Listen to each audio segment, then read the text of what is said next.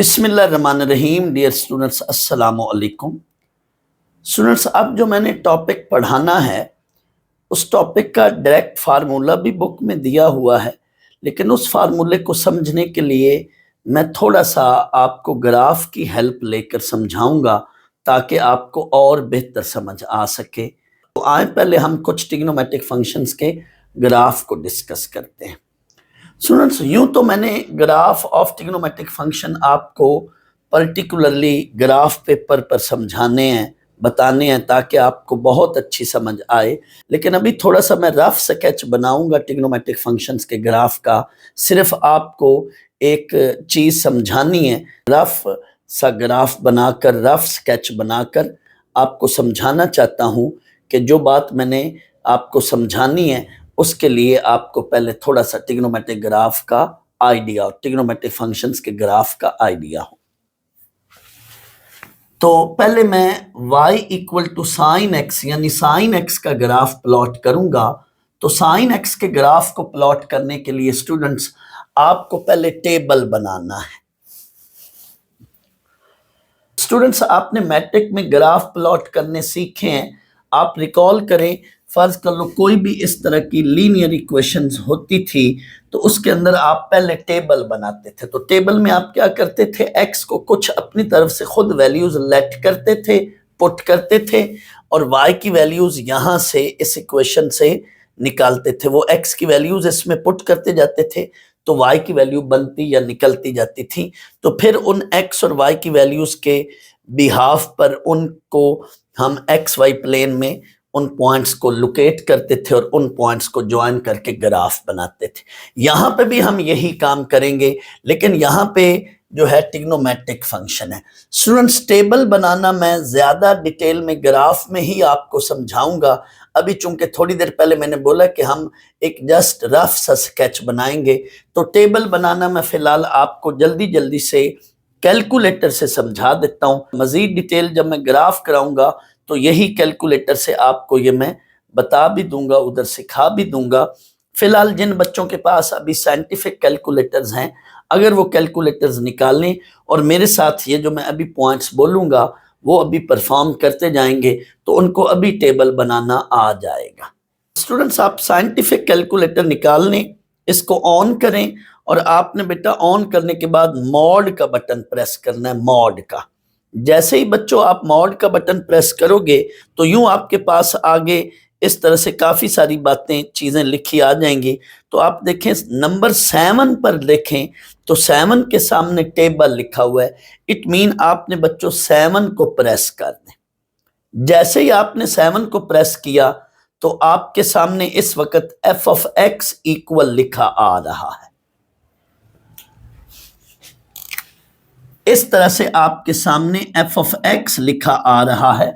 F of x का मतलब है वाई, यानी इनफैक्ट वो फंक्शन मांग रहा है। वाई या एफ ऑफ एक्स का एक ही मतलब है। ये मैंने इसीलिए पहले से y equal to f of x लिख दिया। तो यहां पे वो आपसे पूछ रहा है कैलकुलेटर कि आपने फंक्शन उसको क्या देना है, फीड करना है फंक्शन। तो आए स्टूडेंट्स, आपने इसको साइन फंक्शन फीड करना है। तो साइन प्रेस करें। जैसे ही आपने बेटा साइन प्रेस किया तो ऐसे साइन लिखा हुआ आगे ब्रैकेट आ चुकी है, आप देख सकते हैं। अब आपने इस ब्रैकेट के अंदर एंगल एक्स लेना है। यहां फिलहाल हम एंगल एक्स ले रहे हैं, एंगल थीटा भी हो सकता है, लेकिन हमने चूंकि ग्राफ में अलोंग एक्स एक्सिस एक्स की वैल्यूज लेनी है और अलोंग वाई एक्सिस वाई की वैल्यू लेनी है, दैट्स वाई फिलहाल हम एंगल एक्स ले रहे हैं। तो यहां पे हमने x बनाना है। स्टूडेंट्स, x बनाने के लिए आपने अल्फा का बटन प्रेस करना है। अल्फा का बटन प्रेस करने के बाद आपके साथ एक इस तरह का नीचे बटन है ब्रैकेट में। जैसे ये एक बटन है, इसके बिल्कुल सामने एक इस तरह ब्रैकेट वाला दूसरा बटन है, ये वाला। तो इस ब्रैकेट के बटन को, तो इस बटन को प्रेस करें, ब्रैकेट वाले बटन को, क्योंकि इसके ऊपर ये x लिखा हुआ है। तो अल्फा प्रेस करने के बाद इस बटन को प्रेस करें। तो अल्फा प्रेस किया, इस बटन को प्रेस किया, तो आप देख लें साइन के अंदर एंगल एक्स बन चुका है।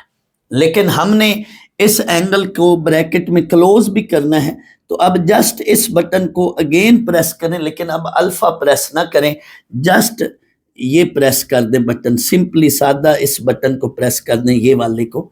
तो जैसे ही प्रेस करोगे तो आपके ये ब्रैकेट क्लोज होगी। एक्स लाने के लिए अल्फा प्रेस करके इस बटन को प्रेस करेंगे एक्स लाने के लिए। लेकिन अगर आपने सिंपली कभी ब्रैकेट क्लोज करनी हो तो फिर अल्फा नहीं प्रेस करना, जस्ट इस बटन को प्रेस करें तो ब्रैकेट क्लोज हो जाएगी। इट मीन साइन का एंगल एक्स बन गया। अब आपको आगे चलना है, हर नेक्स्ट स्टेप पर जाने के लिए इक्वल प्रेस करना है। इक्वल प्रेस करें तो ये अब आप देखें तो कैलकुलेटर आपसे स्टार्ट मांग रहा है, स्टार्ट। इट मीन वो ये पूछ रहा है आपसे कि ये जो टेबल है इसका स्टार्टिंग पॉइंट यानी स्टार्ट मुझे कहां से लेना है। तो फिलहाल इस वक्त जो मैंने ग्राफ बनाया है इसका स्टार्टिंग पॉइंट है 0, तो स्टार्ट आपने 0 से इस वक्त करना है। 0 प्रेस करें, इक्वल प्रेस करें, तो अब जो है अगला स्टेप आ गया, एंड करना है। एंड कहां पे रखना है, यानी स्टार्ट तो 0 से ले लिया, लेकिन इक्वल प्रेस करके आपने अगली बात के फिनिश कहां पे करना है। तो 720 तक मैं फिलहाल ग्राफ बना रहा हूं। मैं 360 तक भी ग्राफ बना सकता था। अगर आप बेटा 360 तक ग्राफ बनाओगे तो टेबल यहां तक 360 तक बनना है। मैंने फिलहाल जानबूझ के 720 तक ग्राफ लेकर जा रहा हूं। मेरा एक मकसद है, 360 तक 2 पाई रेडियन है, 720 तक ये 4 पाई रेडियन है, तो मैं एंगल को 2 पाई से 4 पाई तक आगे एक्सटेंड कर रहा हूं। तो 720 तक आपको लेकर जाना है। तो आपने एंड रखा 720 पे। अब स्टेप से मुराद स्पेस। देखें ये मैं कदम बना रहा हूं थोड़ी देर समझाने के लिए। गैप देना है, स्टेप्स मीन स्पेस देना है, उसमें गैप कितना रखना है, उसमें आपने कितनी कितनी वैल्यूज के साथ आपने गैप रखना है उसमें, यानी पहली वैल्यू से अगली वैल्यू फिर उससे अगली वैल्यू, इनके दरमियान गैप कितना रखना है। स्टेप से मुराद स्पेस कितनी रखनी है। तो यहाँ पे 30 डिग्री का स्पेस रखें, 30 डिग्री का गैप रखें। हमेशा आप 30 डिग्री का ही स्पेस रखा करो ट्रिग्नोमेट्रिक फंक्शन में। 30 डिग्री से आपको मैक्सिमम वैल्यूज मिलेंगी। जब एंगल एक्स हुआ करेगा तो आपने बेटा 30 डिग्री का ही गैप रखना है। जब ट्रिग्नोमेट्रिक फंक्शन का एंगल एक्स हुआ करेगा तो 30 डिग्री का गैप रखना है। बाकी एंगल्स के साथ कितना गैप रखना है मैं ये ग्राफ पेपर जब पर्टिकुलरली ग्राफ का टॉपिक आएगा तो उसमें समझाऊंगा। अभी सिर्फ मैं ग्राफ की थोड़ी सी हेल्प लेकर जो मेरा असल मकसद या असल टॉपिक है मैं उधर आना चाहता हूँ। ग्राफ से थोड़ी सी मैं हेल्प लेकर आपको समझाना चाहता हूँ ताकि अच्छी समझ आए। तो आपने बच्चों स्टेप रखना 30 का। हर अगले स्टेप पर जाने के लिए, हर अगली बात पर जाने के लिए इक्वल प्रेस करना। यहाँ गैप या स्टेप 30 डिग्री का है, 30 डिग्री का स्टेप बनाकर इक्वल प्रेस करें तो कैलकुलेटर थोड़ी देर सोचेगा और इसने सोचने के बाद देखें तो आपको टेबल दे दिया है। टेबल वो यूं वर्टिकल वैल्यूज के साथ ऐसे दे रहा है, एक्स और वाई यानी फंक्शन ऐसे वैल्यूज दे रहा है। तो आपको मैंने यूं लिख लिया, आप यूं भी लिख सकते हैं, यानी इसी चीज को ऐसे वर्टिकली घुमा दें तो ये चीज मैंने हॉरिजॉन्टल लिखा है, आप वर्टिकल भी लिख सकते हैं। यहां तीसरी एक शुरू में लाइन है सीरियल नंबर 1 2 3, इसकी नहीं जरूरत है, आपने ऐसे ही टेबल लिख लेना। 0 के अगेंस्ट 0 वैल्यू वाई की, 30 के अगेंस्ट 0.5 वैल्यू है, चेक कर लें कैलकुलेटर से, 60 के अगेंस्ट 0.8 है। ऐसे बना लो टेबल या ऐसे बना लो, आपकी मर्जी है। तो ये बेटा आपके पास टेबल बन चुका है, यानी हमने टेबल बनाना सीख लिया।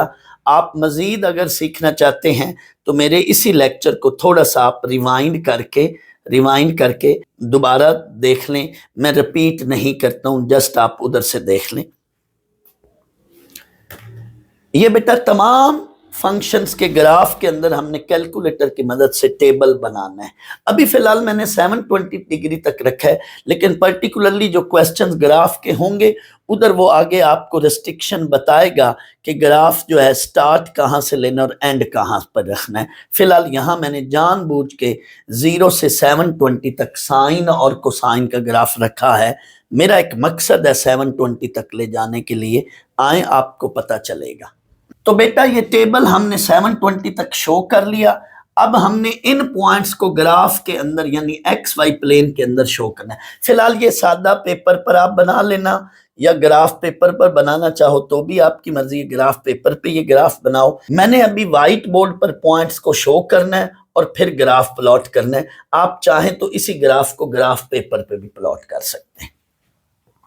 अब बेटा अलोंग एक्स एक्सिस मैंने ग्रेडिंग करनी है, ये डिग्री में अलोंग एक्स एक्सिस ग्रेडिंग होगी और वाई एक्सिस के अलोंग ये पॉइंट्स में ग्रेडिंग है। तो सुपर स्केल जो नॉर्मली मैं सब क्वेश्चंस में रखूंगा, along x axis one big square बच्चों आपने 60 डिग्री रखना है। अब वन बिग स्क्वायर क्या होता है ग्राफ पे, ये मैं आपको ग्राफ पेपर पे समझाऊंगा कि वन बिग स्क्वायर इनफैक्ट कितनी वैल्यू है। Scale along x-axis one big square 60 and scale along y-axis one big square that is equal to 1. y-axis के along आपने चूंकि ये पॉइंट्स में वैल्यूज हैं इसलिए y-axis के along वन बिग स्क्वायर फर्ज कर लो इतनी वैल्यू है तो वन बिग स्क्वायर 1 रखा, और x-axis के along one big square 60 degree. तो ये देख लें इस तरह से, तो ये वन बिग स्क्वायर फर्ज कर लो ये है 60 डिग्री, अगला वन बिग स्क्वायर 120, फिर अगला वन बिग स्क्वायर 60 ऐड करते जाए 180, फिर अगला वन बिग स्क्वायर 240 यानी 60 डिग्री ऐड करते जाएं। ये देखें अगला वन बिग स्क्वायर 300, फिर 360 ऐड करें 420, 480, 540, 600, 660, 720। ये मैंने 720 तक जाना है वन बिग स्क्वायर 60 डिग्री के साथ। अब चूंकि ये जो 60 है 120 है या 0 है, इनके दरमियान भी मुझे वैल्यूज लिखनी है। आपको पता है वन बिग स्क्वायर के अंदर 10 स्मॉल स्क्वायर होते हैं, आप देख लें ग्राफ पेपर पर। तो इनके मिड पर ये 30 रखूंगा, 0 और 60 के मिड पर 30 यानी 5 स्मॉल स्क्वायर पे 30। अब 60 और 120 के मिड पर ये 90 यानी 30 का गैप, इनके दरमियान फिर 30 ऐड करें तो यहाँ पे ये 150 होगा इन दोनों के दरमियान, यहाँ पे 30 ऐड करें तो 210, फिर इसमें 30 ऐड करें तो 270, यानी इन दो के दरमियान 30 ऐड करते जाएं। 300 में 30 ऐड करें 330, फिर 360 में 30 ऐड करें 390। इस तरह से अंदर ये बच्चों मैंने वैल्यूज लिख ली। क्यों? मैंने इन तमाम वैल्यूज को शो करना है।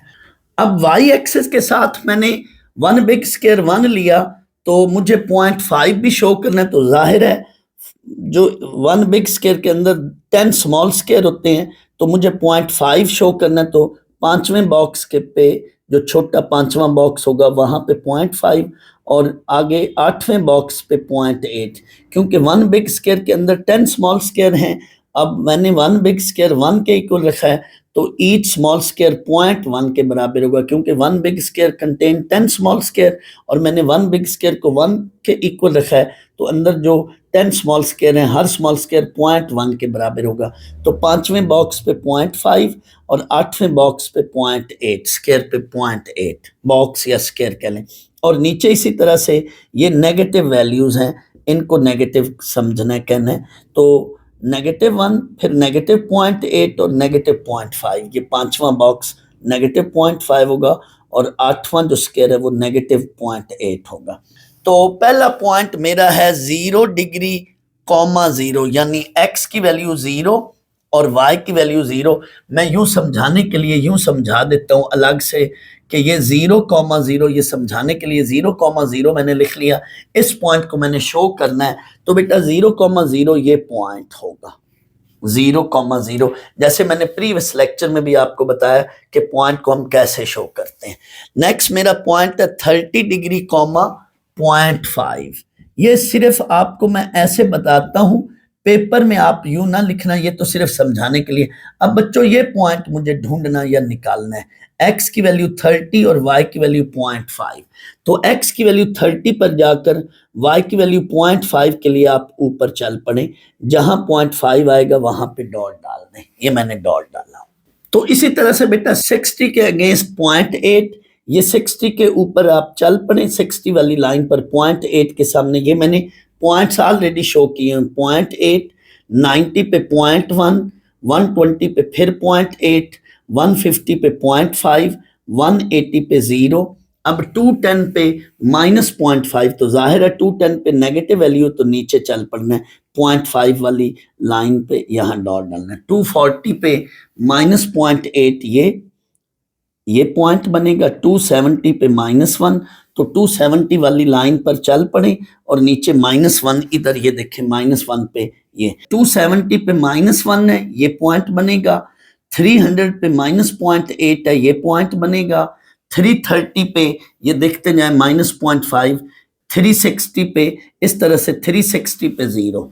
नेक्स्ट 390 पे फिर 0.5, ये वाला पॉइंट।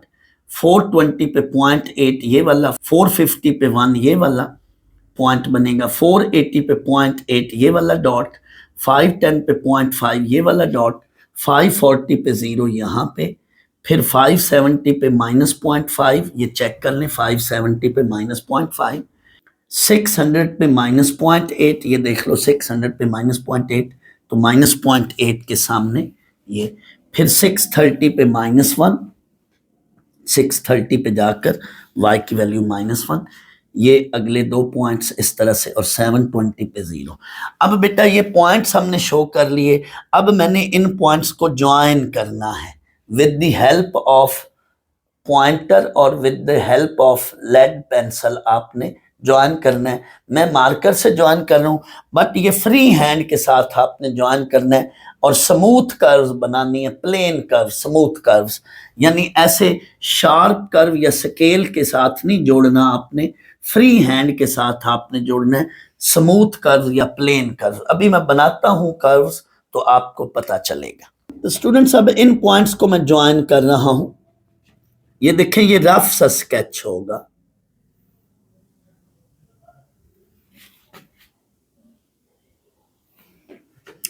तो बच्चों ये जो स्केच बनेगा, ये मैं यहां तक, ये 360 तक ये ऐसे रखूंगा, कलर इसका green.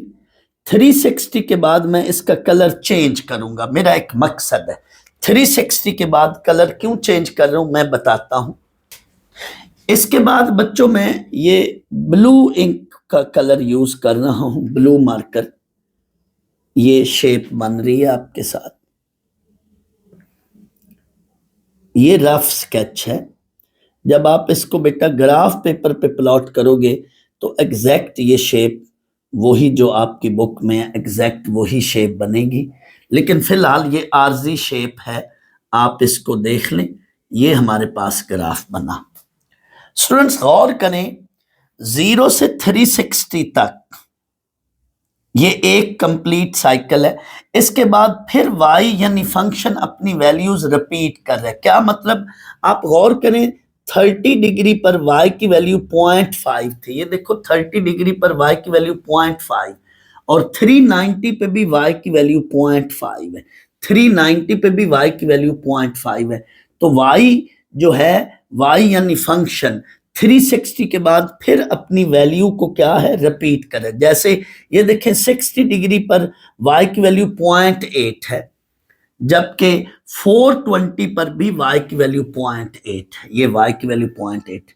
It mean the graph of sine function will repeats its values after 360 degree, या यूं कह लें, the graph of sine function repeat its behavior after 360 degree.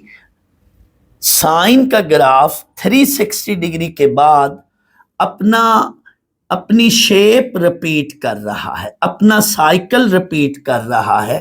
360 के बाद साइन फंक्शन जो है ये अपना ट्रिग्नोमेट्रिक बिहेवियर रिपीट कर रहा है। 360 डिग्री के बाद साइन फंक्शन अपना ट्रिग्नोमेट्रिक बिहेवियर रिपीट कर रहा है, या यूं कह लें ये अपनी शेप रिपीट कर रहा है, या यूं कह लें ये अपना साइकिल रिपीट कर रहा है। 360 डिग्री के बाद ये अपना साइकिल रिपीट कर रहा है। 0 से 360 तक ये एक साइकिल, फिर 360 से 720 तक ये इसका दूसरा साइकिल है। बच्चों एंगल की वो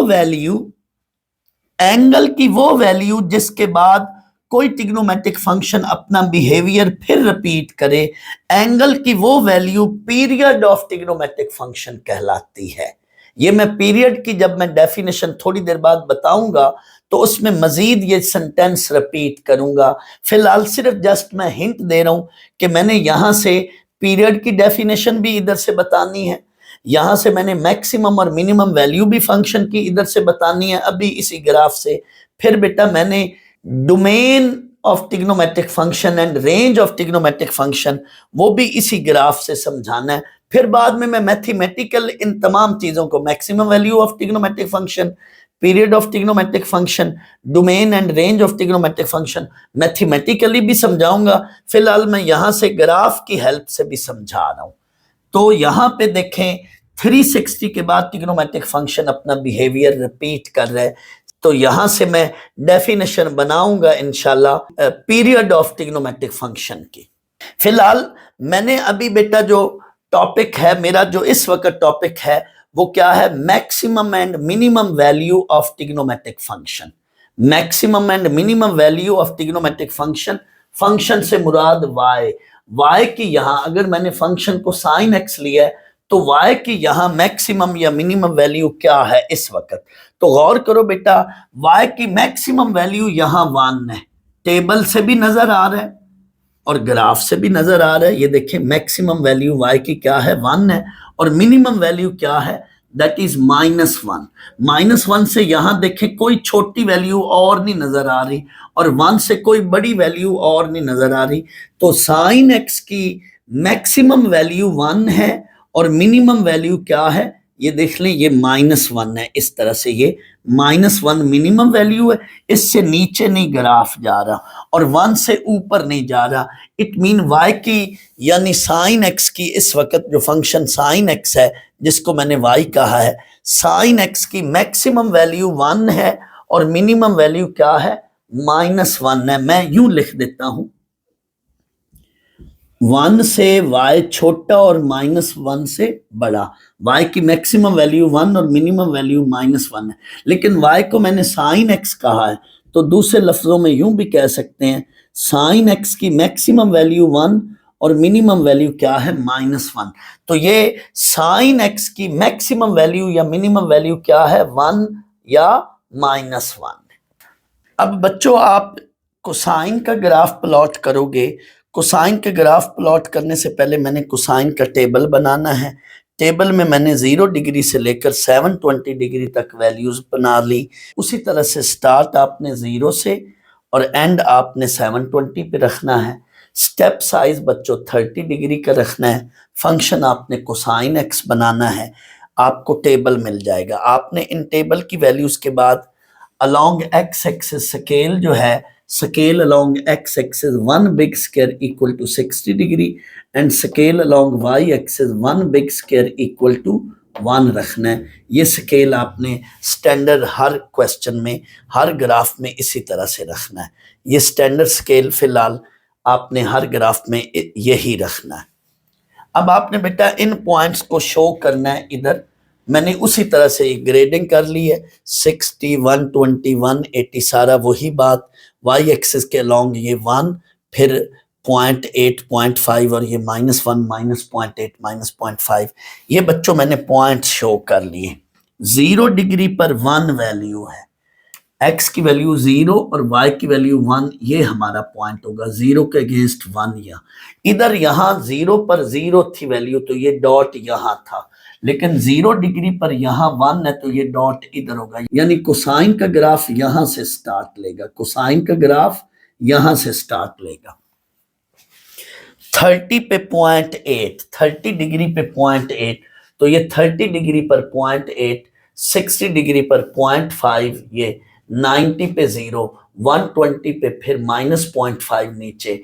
ये देखते जाएं 150 पे -0.8, 180 पे -1, 210 पे 0.8 -0.8, इसी तरह से 240 पे -0.5 ये डॉट, 270 पे 0, 300 पे 0.5 चेक कर लो, 300 पे 0.5 ये, फिर 330 पे 0.8 और 360 पे 1। यहां पे फिलहाल रुक जाए।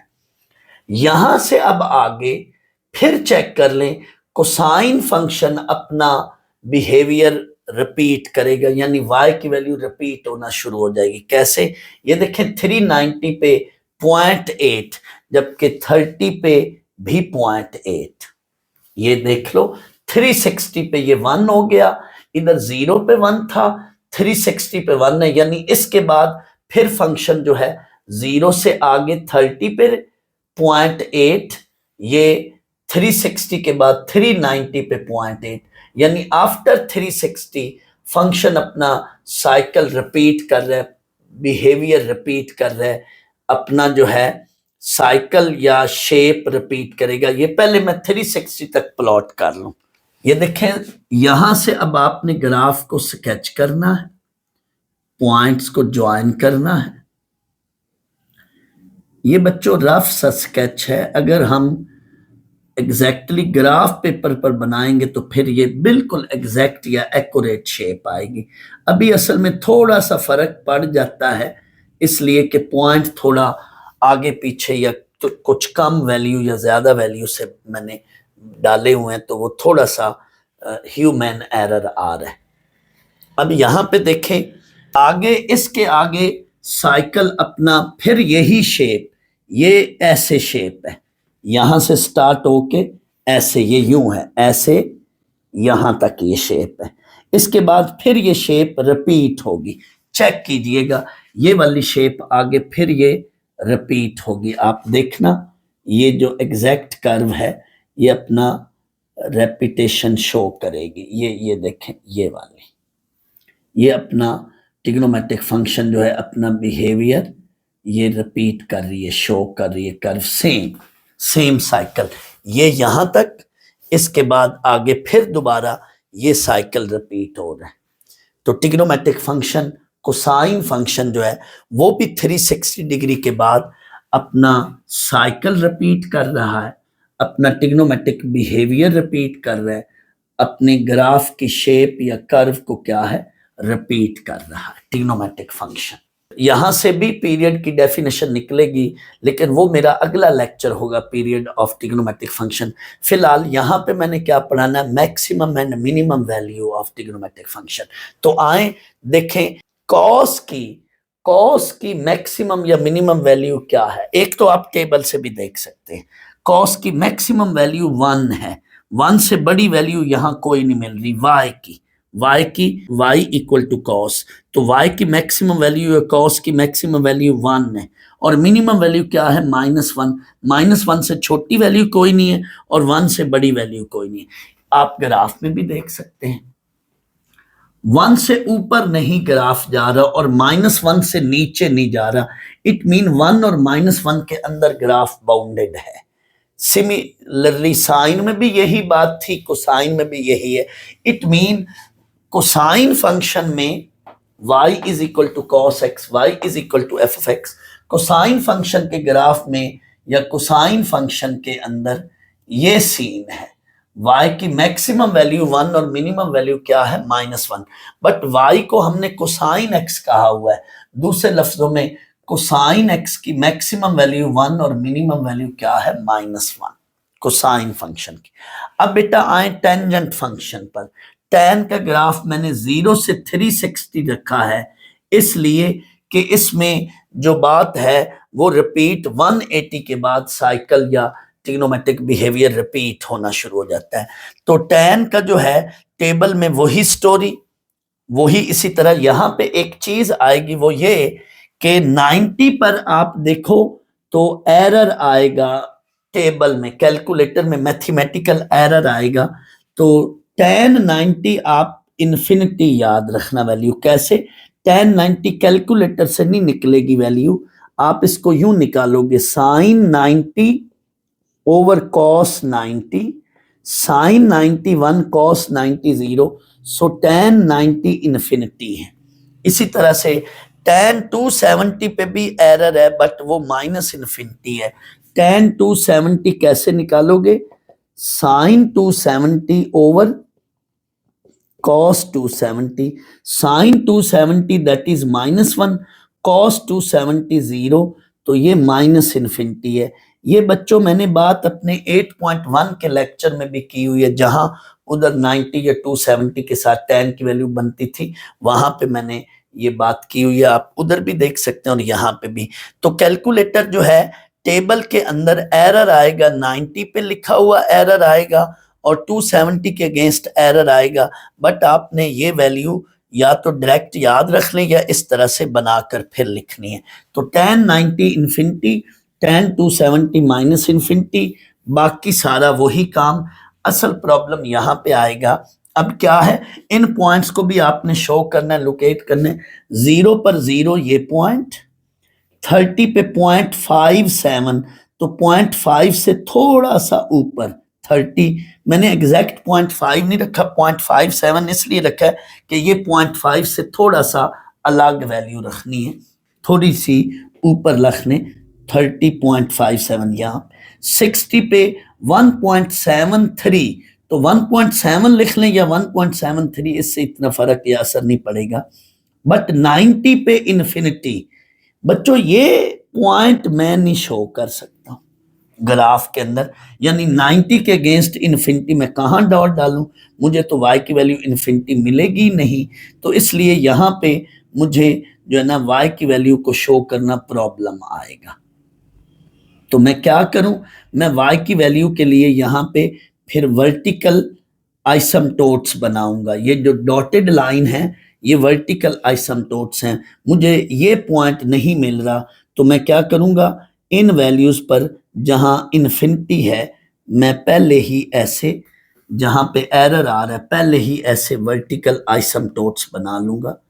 इनको कहते हैं वर्टिकल आइसमटोट्स। ये क्या है, ये मैं मजीद डिटेल ग्राफ पे का जब लेक्चर होगा उसमें बताऊंगा। तो बाकी पॉइंट सारे शो हो जाएंगे।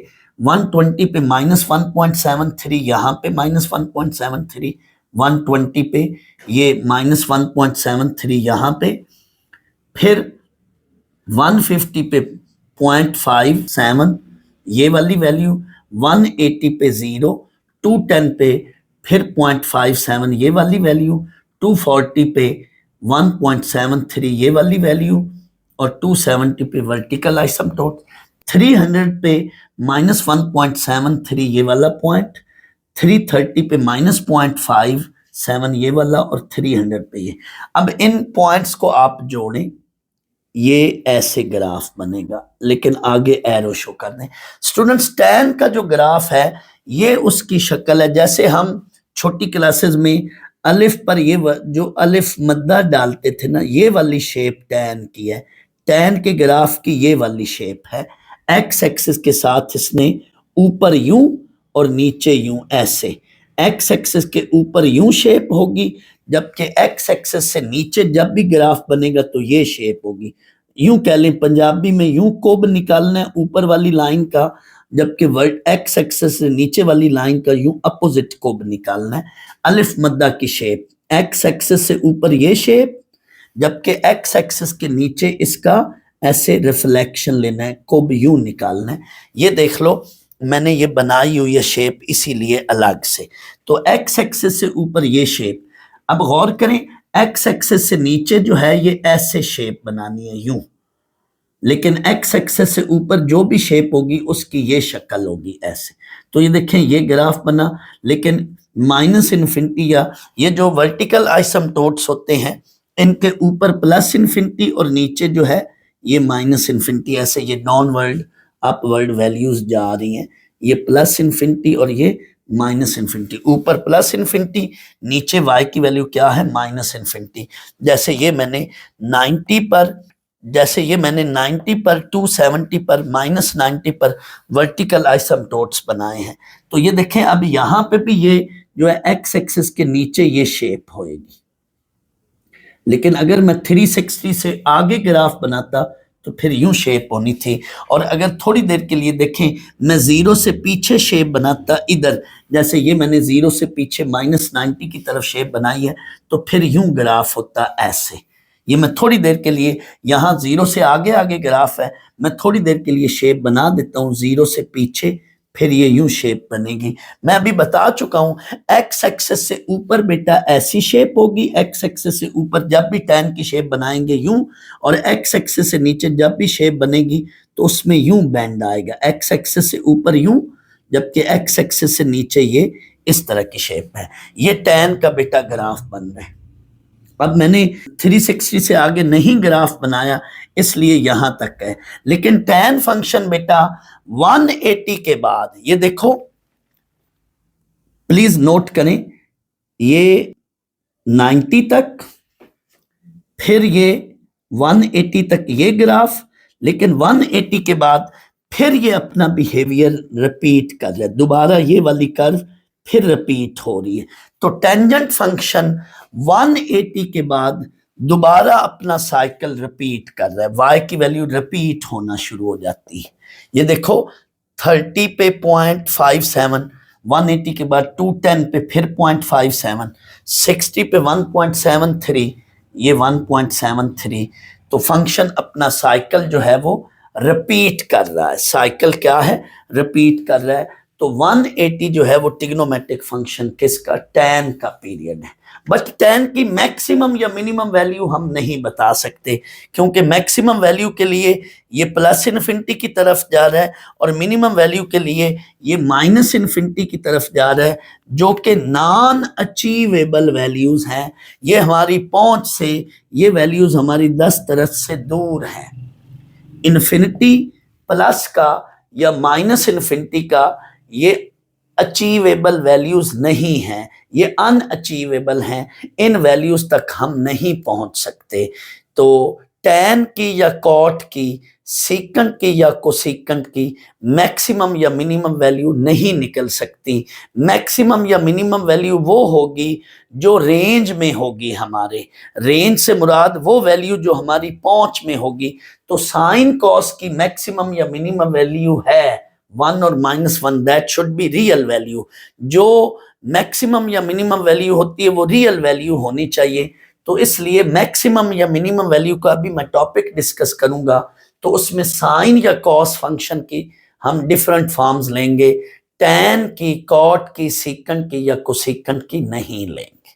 तो tan में जब हम y की वैल्यूज प्लॉट करेंगे तो y की वैल्यू जो है बेटा ये 1.7 है, फिर -1.7 है, तो ये 1 तक 1 बिग स्केल तो वही रखना है जो हमने साइन कॉस में रखा है, लेकिन यहाँ पे 1, फिर 2 और इस तरह से ऊपर 3 तक शो कर लें बॉक्स, नीचे इसी तरह से -1, -2 और -3 तक शो कर लें, क्योंकि y की वैल्यू 1.7 भी है, 1.73 या -1.73, तो इसलिए कम से कम 2 तक या 3 तक y एक्सिस की वैल्यू इधर जरूर शो करें tan में। बच्चों अब हम डिफरेंट ट्रिग्नोमेट्रिक फंक्शंस की मैक्सिमम या मिनिमम वैल्यू निकालते हैं। टॉपिक है maximum and minimum value of trigonometric function. Suppose the given function is of the form, फर्ज कर लो हमें कोई फंक्शन दिया गया और वो इस फॉर्म में है या इस फॉर्म में है, यानी उसमें साइन है और साथ अंदर सिंपल एंगल थीटा है, या यहाँ पे एंगल की साथ मल्टीपल वैल्यूज हैं, यानी एंगल के अंदर एक से ज्यादा वैल्यूज दी गई हैं, बट फंक्शन क्या है, साइन है। पहले मैं इन दो की बात कर लूं, फिर कोसाइन की बात भी करता हूं। ये ए और बी क्या होंगे, ए और बी बच्चों कोई भी रियल वैल्यूज होंगी, यानी ए बी नेगेटिव भी हो सकता है, ए बी पॉजिटिव भी हो सकता है, ए बी डेसिमल में भी हो सकता है, ए बी फ्रैक्शन में भी हो सकता है। स्टूडेंट्स ये जो रियल नंबर्स होते हैं, मैंने ये लिखा हुआ है A comma B belongs to R, तो R stands for real number. मैं रियल नंबर्स पर बहस करूंगा, डिस्कशन उस पर करूंगा जब हम ट्रिग्नोमेट्रिक फंक्शंस की डोमेन या रेंज को डिटेल से पढ़ेंगे, उधर मैं साथ आपको रियल नंबर्स के बारे में बताऊंगा। फिलहाल मैं इधर यही कह रहा हूं, कह देता हूं कि ए और बी कुछ भी हो सकते हैं, नेगेटिव पॉजिटिव, फ्रैक्शन में, डेसिमल में ए बी कुछ भी हो सकते हैं। अब फर्ज कर लो मैं एक ये एग्जाम्पल ले रहा हूँ 2 + 3 sin थीटा, यानी ए को मैंने 2 वैल्यू ले ली और बी को मैंने 3 वैल्यू ले रही है, तो इसकी मैंने मैक्सिमम या मिनिमम वैल्यू निकालनी है। स्टूडेंट्स, आपकी बुक में यूं तो मैक्सिमम या मिनिमम वैल्यू का ये फार्मूला दिया हुआ है कि किसी भी फंक्शन की हमने मैक्सिमम या मिनिमम वैल्यू निकालनी हो तो हमने क्या करना है, चाहे फंक्शन इस फॉर्म में है चाहे फंक्शन इस फॉर्म में है, हमने मैक्सिमम या मिनिमम वैल्यू कैसे निकालनी है। ए प्लस बी मैग्नीट्यूड, ये मैक्सिमम वैल्यू का फार्मूला है, और मिनिमम वैल्यू का formula A minus B magnitude, magnitude यानी modulus, A plus B modulus and A minus B modulus. लेकिन इसके पीछे वजह क्या है, इसकी रीजन क्या है, मैं इसके लिए एग्जाम्पल लेकर उस फार्मूले तक पहुंचने के लिए थोड़ी सी मैंने डिस्कशन की है। पहले हम इसकी मैक्सिमम या मिनिमम वैल्यू निकालते हैं। स्टूडेंट्स, ये वैल्यू देखें, इस एक्सप्रेशन को देखें तो इसके अंदर ये साइन थीटा है। इट मीन इसकी मैक्सिमम या मिनिमम वैल्यू हम साइन थीटा की हेल्प से निकालेंगे, यानी इसकी मैक्सिमम या मिनिमम वैल्यू साइन थीटा पे डिपेंड कर रही है, इस फैक्टर पे। तो जब हम इसकी बेटा मैक्सिमम वैल्यू निकालेंगे तो हम साइन थीटा की मैक्सिमम वैल्यू पुट कर देंगे तो हमें इस पूरे एक्सप्रेशन की मैक्सिमम वैल्यू मिल जाएगी। और रिकॉल करें, मैंने ग्राफ में बताया हुआ है साइन थीटा की मैक्सिमम वैल्यू क्या होती है, 1। ये साइन थीटा की मैक्सिमम वैल्यू क्या होती है, 1। ये आपको मैंने अभी थोड़ी देर पहले ग्राफ में मैंने बताया हुआ है। ये इसके लिए यूं समझ लें, y equal to sine theta, या ये मैं y की जगह साइन थीटा ही लिख देता हूं। साइन की ये मैक्सिमम वैल्यू है, कॉस की भी यही मैक्सिमम वैल्यू है,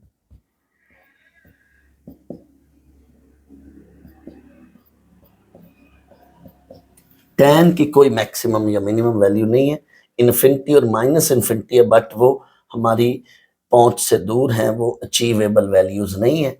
फिलहाल हम साइन और कॉस की मैक्सिमम या मिनिमम वैल्यू पे बात करेंगे।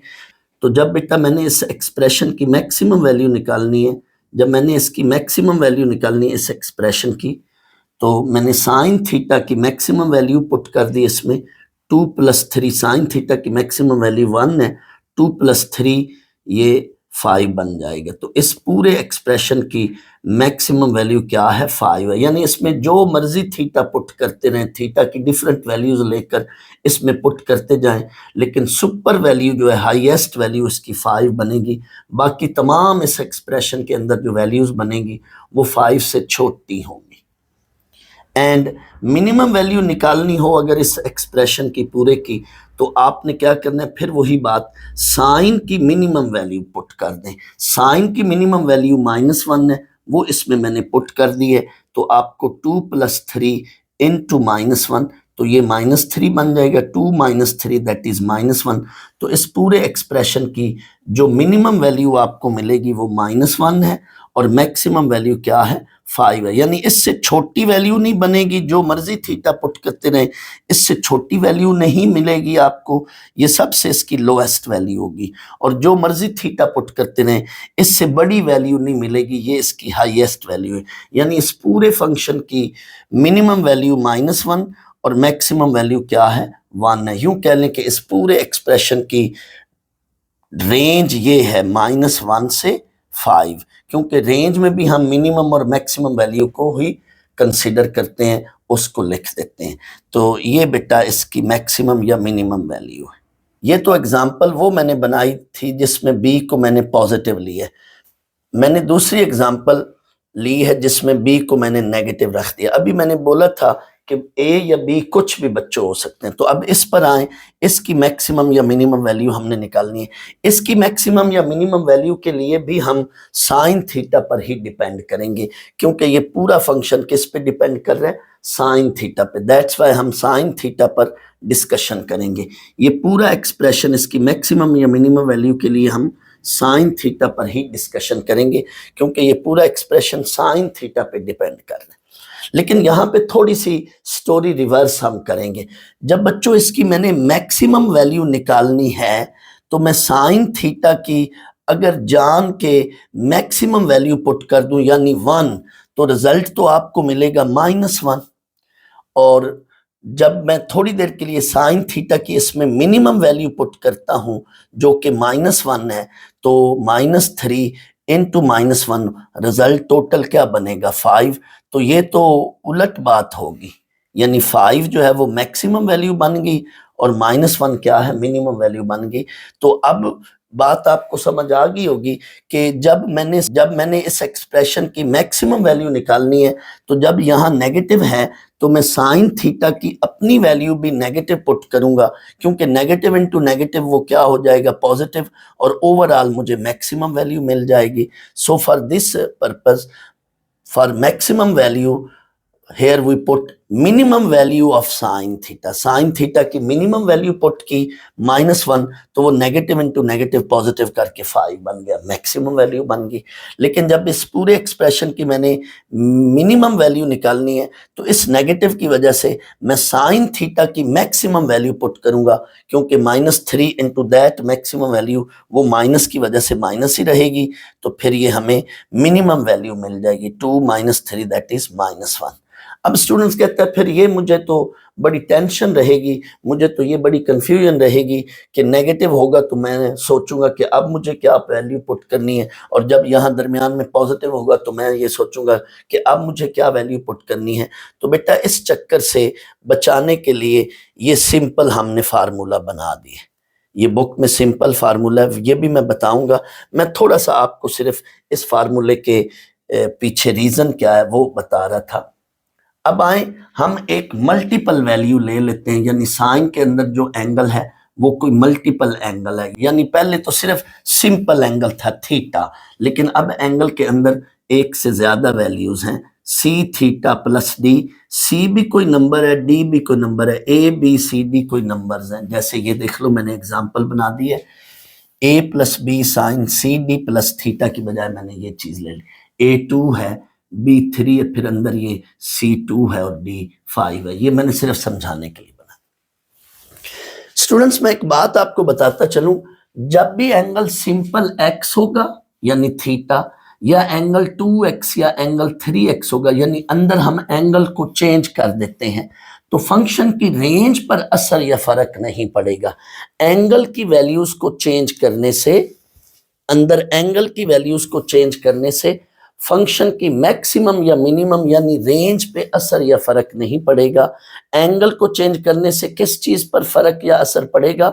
एंगल को चेंज करने से पीरियड पर असर या फर्क पड़ेगा, ग्राफ जो है उसका श्रिंक हो जाएगा, या ग्राफ जो है वो थोड़ा सा स्ट्रेच हो जाएगा, यानी डोमेन पे असर पड़ेगा, रेंज पे असर नहीं पड़ेगा। यानी मैक्सिमम या मिनिमम वैल्यू जो है ऊपर नीचे जो फंक्शन का स्पैन है वो ही रहेगा, यानी 1 या मिनिमम वैल्यू यानी 1 या -1 तक स्पैन जाएगा।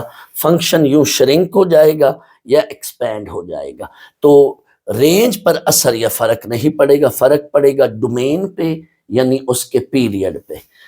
ये बातें जब हम ग्राफ के अंदर डिटेल में जाएंगे तो उस वक्त आपको पता चलेगा। फिलहाल मैं यहाँ पे ये बात करना चाहता हूँ, बताना चाहता हूँ कि जब भी एंगल को चेंज करेंगे, अंदर सिंपल एंगल थीटा ले लें या एंगल के साथ कोई मल्टीपल वैल्यूज ले लें, तो रेंज ऑफ ट्रिग्नोमेट्रिक फंक्शन वही रहेगी, यानी मैक्सिमम या मिनिमम वैल्यू जो है वो साइन की वही रहेगी। याद रख लें, जब कॉफिशेंट इधर लीडिंग कॉफिशेंट को हम चेंज करते हैं, यहाँ 7 हो जाए 3 हो जाए, तो फिर रेंज चेंज हो जाएगी। रेंज को चेंज करता है शुरू वाला कॉफिशेंट, ये लीडिंग कॉफिशेंट। एंगल जो है वो रेंज पर असर या फर्क नहीं डालता। सो दैट्स वाई यहाँ पे मैक्सिमम वैल्यू हासिल करने के लिए साइन की अब भी मैं मैक्सिमम वैल्यू 1 ही पुट करूंगा, यानी जो मर्जी यहाँ अंदर थीटा को बदलते रहें, चेंज करते रहें, ओवरऑल इस साइन 2 थीटा प्लस 5 का आंसर हर हाल में 1 ही रहेगा। इससे तमाम वैल्यूज छोटी रहेंगी, 1 से बड़ी वैल्यू नहीं हासिल हो सकेगी। सो दैट्स वाई इसकी मैक्सिमम वैल्यू हासिल करने के लिए मैंने साइन 2 थीटा प्लस 5 की मैक्सिमम वैल्यू 1 पुट कर दी है। तो 2 + 3 × 1, तो ये 2 + 3 बन जाएगा, दैट इज 5। चाहे साइन में मल्टीपल वैल्यूज हो, चाहे साइन में सिंगल वैल्यू हो एंगल थीटा, दोनों सूरतों में साइन की मैक्सिमम वैल्यू 1 ही रहेगी। ये मैंने 1 पुट किया और 5 बन गया रिजल्ट। अब इस फंक्शन की मिनिमम वैल्यू हासिल करनी है तो मैंने इसी तरह से sin 2 थीटा प्लस 5 की मिनिमम वैल्यू -1 पुट कर दिया और इसको आगे सॉल्व किया तो ये हमारे पास रिजल्ट मिनिमम वैल्यू बन गए। तो चाहे एंगल सिंपल है थीटा या अंदर एंगल की मल्टीपल वैल्यूज हैं, तरीकाकार वही है। तो बेटा हमने क्वेश्चंस को इस तरह से डील नहीं करना, ये तो जस्ट जो मैंने फार्मूला बताया है उसके पीछे रीजन क्या है मैंने वो समझाने के लिए ये डिस्कशन की है। हमने बच्चों ये -1 या +1 पुट करने के चक्करों में नहीं आना और इस चक्कर में भी नहीं आना कि किस वक्त हमें -1 पुट करना है या किस वक्त +1 पुट करना है। जैसे यहाँ चेंज हुई थी स्टोरी। मैक्सिमम या मिनिमम वैल्यू के लिए आप पिछली सारी डिस्कशन को भूल जाएं। स्टूडेंट्स आप सिर्फ इस फार्मूले पर फोकस करें। ये कुछ बच्चे रीजन पूछ लेते हैं कि इस फार्मूले की रीजन क्या है, तो उनके लिए फिर ये मैंने थोड़ी सी डिस्कशन की है, लेकिन आप डायरेक्ट मैक्सिमम या मिनिमम वैल्यू के लिए जस्ट इन 3 लाइनों पर आए कि किसी भी फंक्शन की मैक्सिमम या मिनिमम वैल्यू हो तो हमने क्या करना है। हमने इस चक्कर में नहीं पढ़ना। Maximum value of a plus B sine theta या maximum value of a plus B sine C D plus theta, यानी एंगल सिंपल वैल्यूज के साथ हो या मल्टीपल वैल्यूज के साथ हो, हमने दोनों सूरतों में क्या करना है, a प्लस बी पे क्या ले लेना है, मॉड। ये मॉडुलस का लेक्चर इंशाल्लाह मैं अनकरीब बेटा दूंगा, मॉड का, ट्रिग्नोमेट्रिक फंक्शंस की वैल्यूज का, एंड साइन या कॉस के अंदर जो एंगल नेगेटिव है वो क्यों बाहर नेगेटिव या पॉजिटिव बन जाता है या रह जाता है या खत्म हो जाता है, इस पे मैं इंशाल्लाह लेक्चर दूंगा अनकरीब इंशाल्लाह। स्टूडेंट्स ये जो मॉड है ये नेगेटिव को क्या कर देता है, पॉजिटिव कर देता है। अगर मॉड के अंदर नेगेटिव हो तो ये मॉड नेगेटिव को क्या बना देता है, पॉजिटिव। इसकी मैं रीजन अभी क्वेश्चन से पहले देता हूँ, वजह बताता हूँ, लेकिन आप जस्ट ये फार्मूला याद रख लें। मैक्सिमम वैल्यू के लिए हमने ये जो भी ए होगा ये ए लेना है, साथ अंदर प्लस डालना है। बी नेगेटिव है या बी पॉजिटिव है, हमने बी लिखकर उसके ऊपर क्या डाल देना है, मॉड। और अगर बी नेगेटिव होगा तो मॉड उसको क्या कर देगा, पॉजिटिव।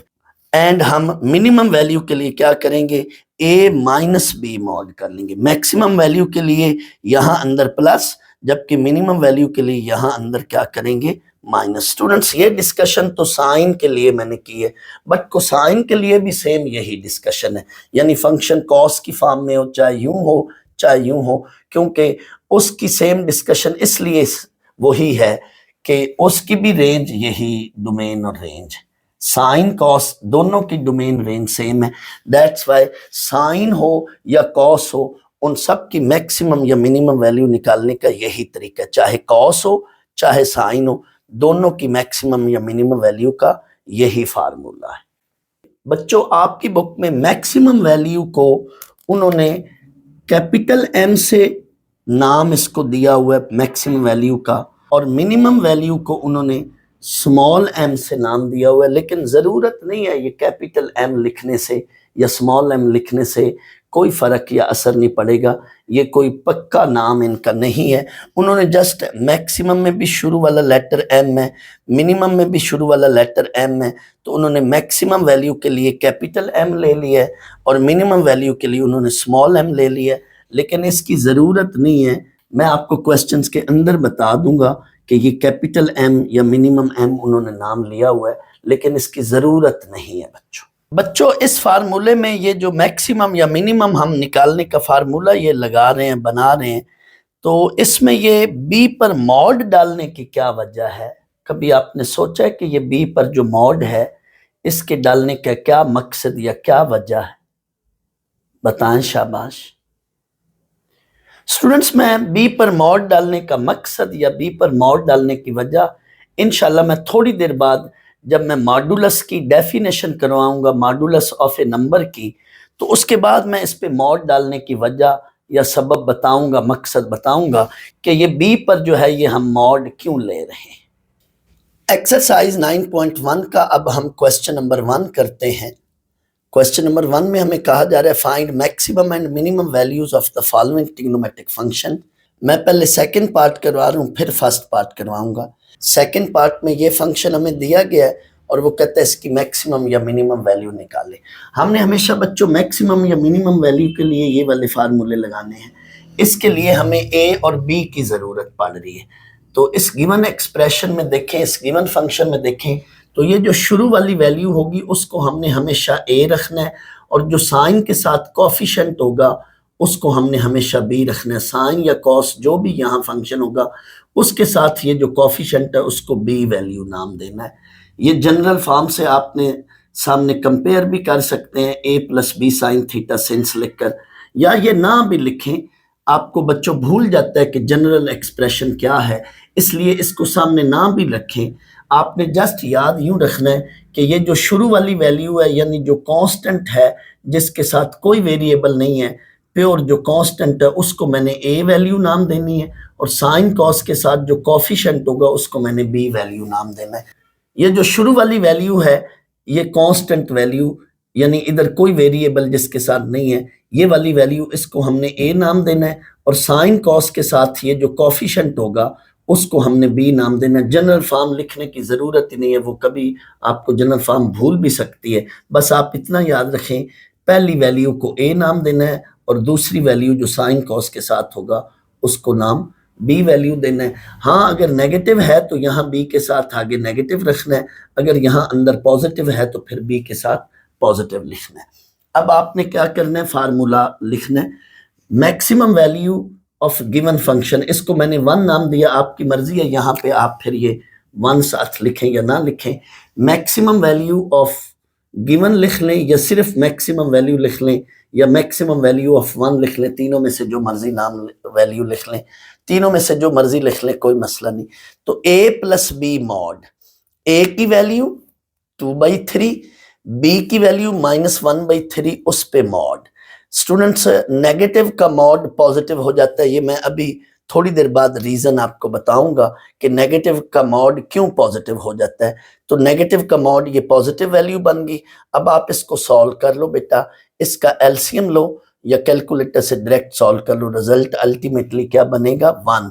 इसको बुक वाला कैपिटल एम नाम देता है, लेकिन ज़रूरत नहीं है मैक्सिमम वैल्यू को उन्होंने कैपिटल एम नाम दिया, ज़रूरत नहीं है, मैंने सिर्फ लिख दिया कि आपको पता हो, जस्ट मैक्सिमम वैल्यू लिख दें, कैपिटल एम या स्मॉल एम के चक्करों में ना पड़े। मिनिमम वैल्यू इसके लिए a माइनस बी मॉड रखना है। मैक्सिमम वैल्यू के लिए अंदर प्लस ले लें, मिनिमम वैल्यू के लिए अंदर माइनस रखना है, बस यही फर्क है।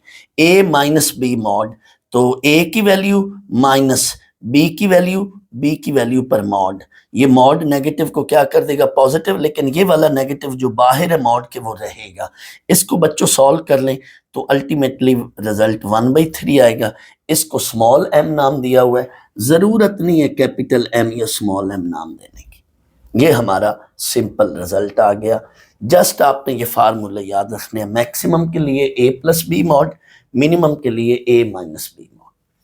स्टूडेंट्स, आए मैं थोड़ी देर के लिए आपको ये बता देता हूँ कि किसी फंक्शन का मॉडुलस जो होता है वो क्यों हमेशा पॉजिटिव होता है, यानी नेगेटिव का मॉड क्यों पॉजिटिव हो जाता है।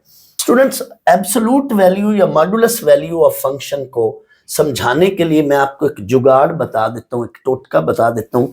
ये जो मॉडुलस फंक्शन होता है जिसकी ये सिंबल होती है, ये मॉडुलस फंक्शन की सिंबल है। वैसे डिटर्मिनेंट की भी यही सिंबल है, लेकिन उधर अंदर स्क्वायर मैट्रिक्स हम लेते हैं, यहाँ पे जस्ट अंदर एक डिजिट या नंबर होता है। तो मॉडुलस ऑफ ए नंबर या मॉडुलस वैल्यू, ये क्या इसकी डेफिनेशन है। स्टूडेंट्स, जुगाड़ ये है कि मॉडुलस हमेशा पॉजिटिव थिंकिंग आदमी, यानी इसने रिजल्ट या आउटपुट हमेशा पॉजिटिव देना है।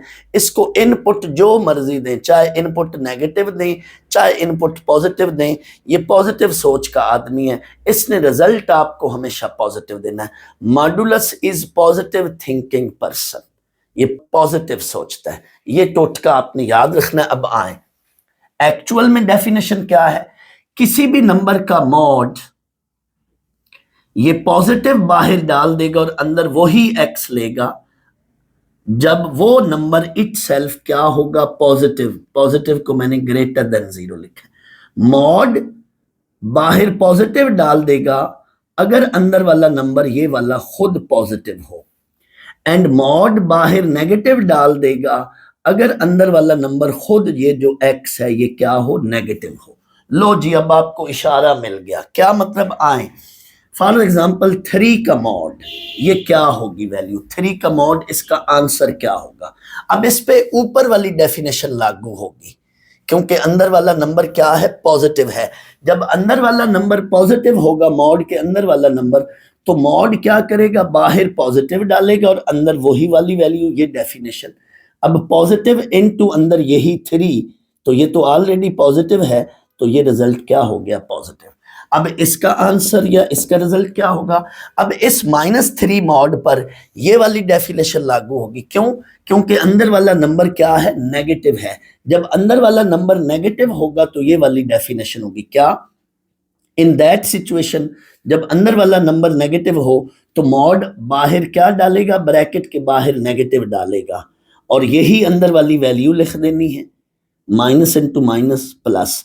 क्योंकि मॉड ने हमसे वादा किया हुआ है, मॉड ने हमसे वादा किया हुआ है कि मैंने आउटपुट पॉजिटिव ही रखना है। इसलिए मॉड क्या करता है, जब अंदर वाली नेगेटिव वैल्यू होती है तो बाहर खुद नेगेटिव ले लेगा, डाल देगा, ताकि नेगेटिव इंटू नेगेटिव क्या हो जाएगा, positive. That is the reason, that is the fact. और जीरो का मॉड वो जीरो ही होता है।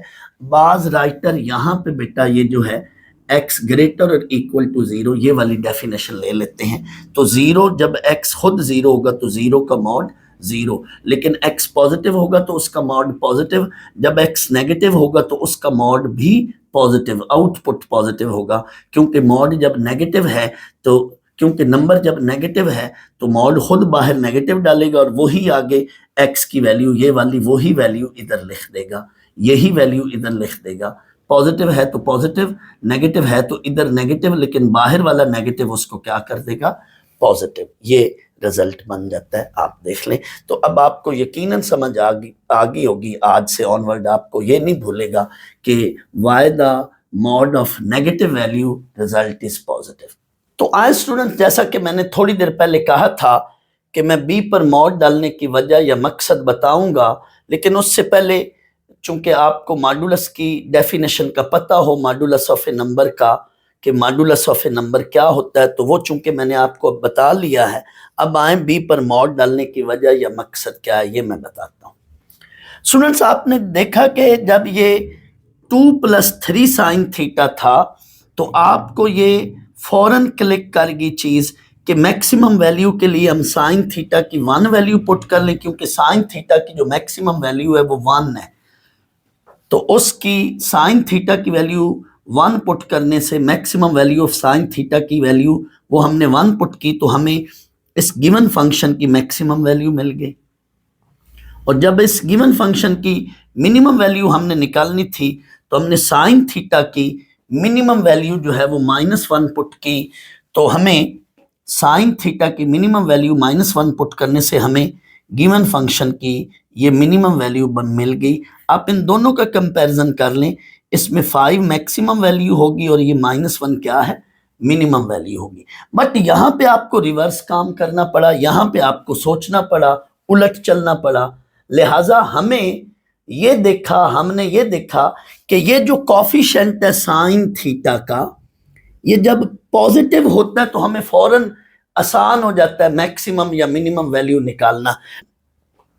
लेकिन जब कॉफिशिएंट माइनस था, ये साइन का कॉफिशिएंट जब माइनस था तो हमें सोचना पड़ा, हम कंफ्यूजन में पड़ गए, हमें थोड़ा ठहरना पड़ा कि अब हमें क्या करना पड़ेगा। इट मीन जब ये साइन का कॉफिशिएंट, ये वाली वैल्यू जिसको अभी हम बी कह रहे हैं, जब ये पॉजिटिव हो तो हमारे लिए बड़ा आसान होता है, लेकिन जब ये नेगेटिव हो तो हमें सोचना पड़ेगा। दैट्स वाई ये साइन का जो कॉफिशिएंट है जिसको हम बी कह रहे हैं, इसको पॉजिटिव रखने की खातिर, अगर ये नेगेटिव भी आ जाए तो इसको पॉजिटिव रखने की खातिर हम इस पे क्या डाल रहे हैं, मॉड डाल रहे हैं। क्योंकि बी नेगेटिव भी होगा तो मॉड उसको क्या कर देगा, पॉजिटिव। और हम हमेशा इस कंसेप्ट से, हम डायरेक्ट इस काम से जो है ना फौरन वैल्यू निकाल लेंगे, फिर इससे हम इस सोचने से या इस कंफ्यूजन से हम बरी हो जाएंगे। हम फौरन सिर्फ एक ही काम करेंगे, क्या, कि हम साइन थीटा की जहन में वैल्यू 1 रखकर वो पुट कर दिया करेंगे। तो हम इसलिए जो है बी का जो ये साइन का जो कॉफिशिएंट है बी, इसको हम क्या करेंगे, इसको पॉजिटिव रखने के लिए इस पर मॉड डाल रहे हैं ताकि हमें इस चक्कर में पड़े ही ना, हमें सोचना ही ना पड़े कि हम साइन थीटा की वैल्यू -1 लें या +1 लें। हम हमेशा इसी मसले में रहेंगे, इसी सीन में रहेंगे और हम जो है बी पर क्या डाल लेंगे, मॉड, ताकि नेगेटिव भी हो तो बी उसको मॉड उसको क्या कर देगा, पॉजिटिव। तो हमने ये काम भी वैसे नहीं करना कि कब हमें साइन थीटा की वैल्यू 1 या कब हमने -1 पुट करनी है। जब हमने बी पर मॉड डाल दिया तो हम अब इन सारे चक्करों से बच गए। दैट्स वाई हम बी पर क्या डालते हैं, मॉडुलस डालते हैं, ताकि हमें ये बी जब पॉजिटिव नेगेटिव भी है तो मॉड उसको क्या कर देगा, पॉजिटिव, और हम इस तरह से बड़े आसानी से मैक्सिमम या मिनिमम वैल्यू बता सकते हैं। This is the reason, this is the fact. अब स्टूडेंट्स पार्ट 1 हम करते हैं। y is equal to 2 - 2 cosine theta. हमने इस फंक्शन की मैक्सिमम और मिनिमम वैल्यू निकालनी है। तो आपको पहले a और b मेंशन करना है। तो शुरू में जो नंबर हुआ करेगा, ये जो कांस्टेंट वैल्यू होगी जहां वेरिएबल नहीं है, तो इसको हम a कहेंगे और साइन कॉस का जो कॉफिशिएंट होगा उसको हम b कहेंगे। तो यहाँ ये कॉस का कॉफिशिएंट ये -2 है तो इसको हमने b कहना। आपको मैक्सिमम या मिनिमम वैल्यू निकालने के लिए a और b की ज़रूरत पड़ती है। तो आपको की मर्जी है सामने ये इसकी जनरल फॉर्म या स्टैंडर्ड फॉर्म लिखें या ना लिखें। a और b की वैल्यू को निकालने के लिए हमने इसको इससे कंपेयर करना होता है, राइट हैंड साइड को। तो ये a और b के लिए आगे हम जनरल फॉर्म ये लिखते हैं, हम इसको इससे कंपेयर कर रहे होते हैं। इसकी ज़रूरत नहीं है, आप डायरेक्ट सिर्फ a और b डायरेक्ट भी लिख दें तो कोई मसला नहीं है। अगर आपको जनरल फॉर्म भूल भी जाए तो कोई मसला नहीं है, आप ये सामने ना भी लिखें, डायरेक्ट आप यूं याद रख लें, यहाँ शुरू में जो नंबर होगा वो a है और साइन कॉस का जो कॉफिशिएंट होता है वो b है। आपको ये फार्मूले ज़रूर याद रखने हैं। मैक्सिमम वैल्यू के लिए a और b मॉड के दरमियान प्लस और मिनिमम वैल्यू के लिए a और b मॉड के दरमियान माइनस।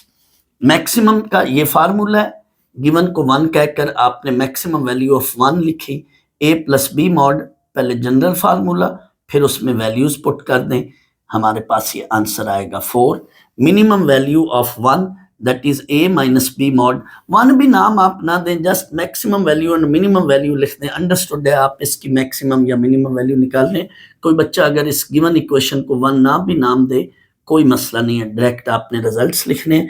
इनफैक्ट ये MCQ बनकर आएगा, अगर 4 नंबर का आ जाता है तो फिर आप इस तरह से थोड़ा सा डिटेल में जाकर 1 नाम दें और इस तरह से मैक्सिमम या मिनिमम वैल्यू ऑफ 1 इस तरह से लिखेंगे, स्टेप ज़्यादा बनाने के लिए।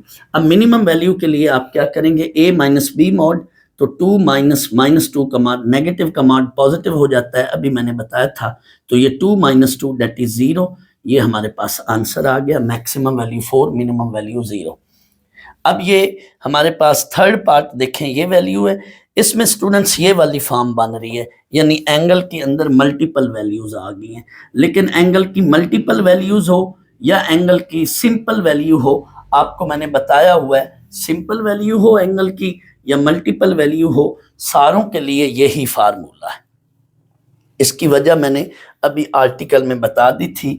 तो इस पे भी यही काम करना है। a और b की वैल्यू निकाल ली, a शुरू वाली वैल्यू a है और साइन कॉस का जो कॉफिशिएंट होगा वो b है। याद रखें, अगर यहाँ b के साथ नेगेटिव हो तो आपने ये नेगेटिव डालना है, अगर यहाँ b के साथ पॉजिटिव हो तो आपने b की वैल्यू पॉजिटिव लिखनी है। आगे वही फार्मूला स्टूडेंट्स ये कैलकुलेट कर लें, ये मिनिमम वैल्यू के लिए और ये मैक्सिमम वैल्यू के लिए। आगे मैं ज़्यादा डिटेल में नहीं जाता हूँ, आपको अब पता यकीनन चल गया। सिमिलरली इसको भी देख लें, ये आपका नेक्स्ट पार्ट है, फोर्थ पार्ट। ये साइन के साथ उसने मल्टीपल वैल्यू, एंगल की मल्टीपल वैल्यू बना कर दी है। ये कॉस के साथ उसने एंगल की मल्टीपल वैल्यू बना दी है, यानी इन सारे केसेस को डिस्कस कर रहे हैं। तो आप ये देख लें, इसका भी इसी तरह से ये रिजल्ट बनता है, आप चेक कर लें। इसमें ज़्यादा डिटेल में बताने की या जाने की नहीं है ज़रूरत, क्योंकि आपको मैक्सिमम चीज़ों की समझ लग चुकी है।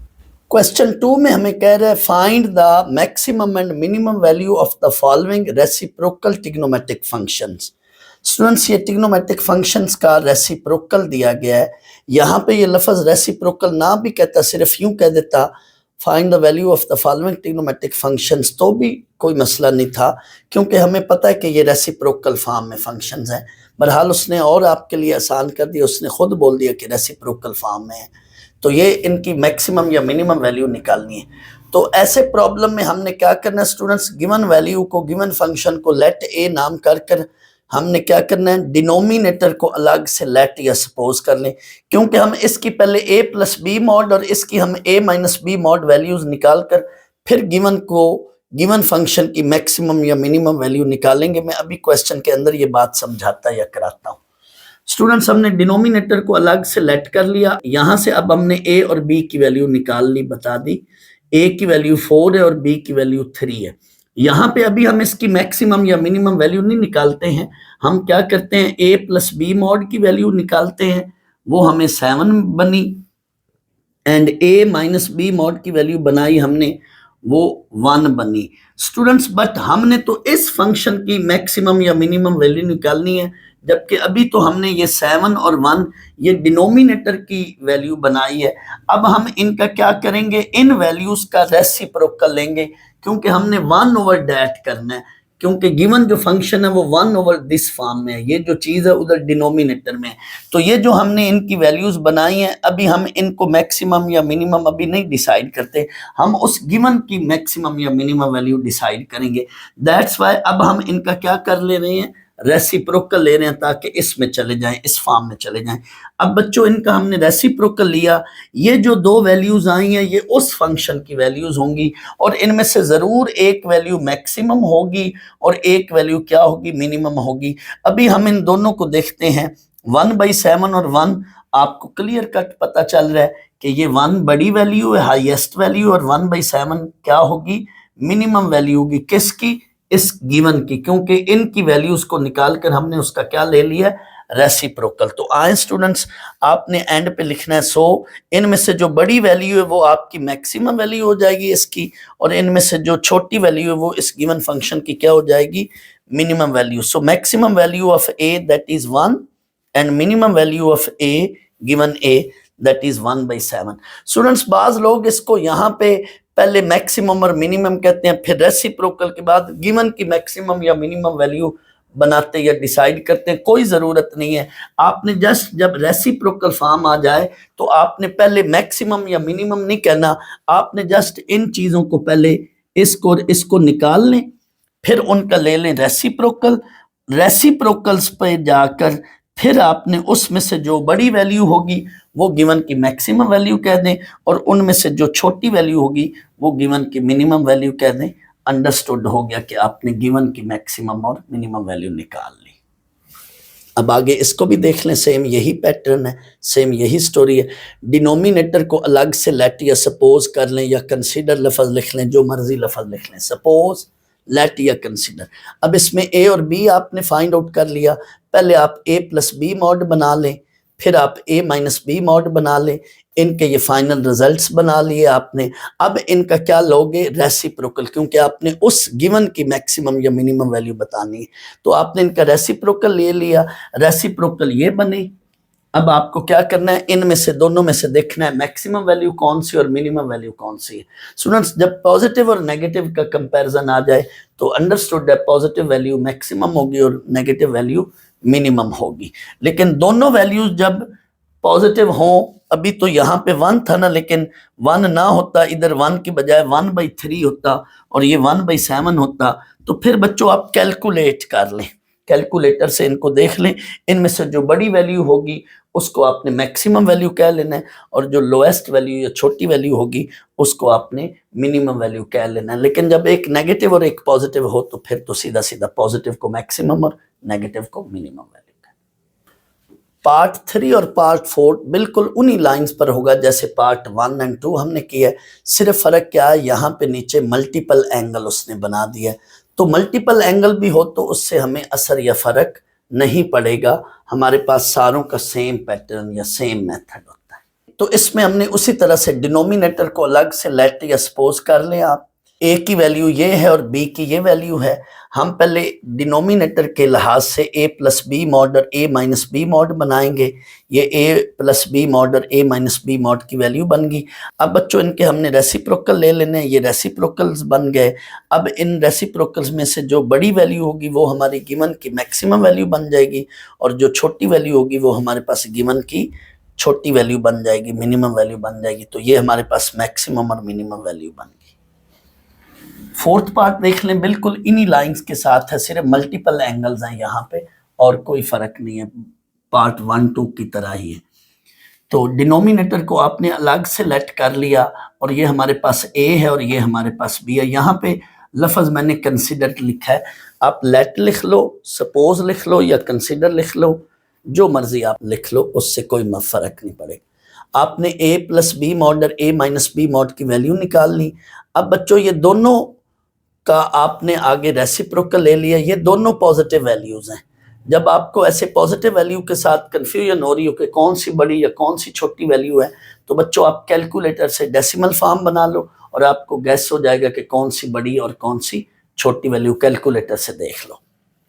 दूसरा ये भी तरीका है कि अगर ऊपर वैल्यू सेम हो तो नीचे जिसका डिनोमिनेटर ज्यादा होगा ओवरऑल वो वैल्यू क्या होगी, छोटी होगी, और जिसका डिनोमिनेटर दूसरे के लिहाज से छोटा होगा ओवरऑल वो वैल्यू क्या होगी, बड़ी होगी। तो ये मैक्सिमम वैल्यू है और ये क्या है, मिनिमम वैल्यू है। तीसरा मेथड ये है कि चूंकि नोमिनेटर दोनों के सेम हैं तो आप 17 और 13 का कंपैरिजन कर लें। 17 इज ग्रेटर देन 13, जब आप इनका रेसिप्रोकल लेंगे तो 5/17 that will be less than 5/13। Reciprocal में वो वैल्यू फिर छोटी हो जाएगी।